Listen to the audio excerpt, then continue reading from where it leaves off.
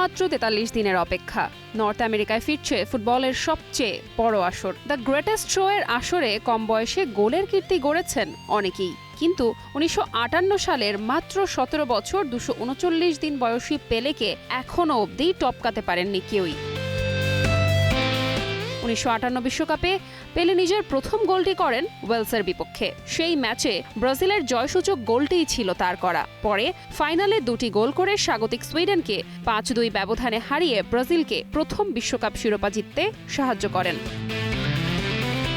তার পরের অবস্থানে আছেন মেক্সিকোর ম্যানুয়েল রোসাস। 1930 বিশ্বকাপে আর্জেন্টিনার বিপক্ষে 18 বছর 93 দিন বয়সে ইতিহাসের প্রথম বিশ্বকাপ পেনাল্টি থেকে গোল করেন।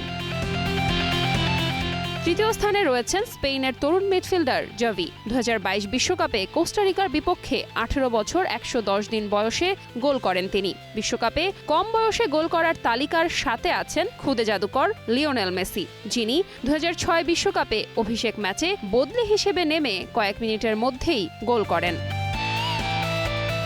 2026 বিশ্বকাপে কি নতুন কেউ এই তালিকায় জায়গা করে নেবে? কেউ কি পারবে পেলের 1958 সালের রেকর্ড ভাঙতে? উত্তর জানতে অপেক্ষা করতেই হবে।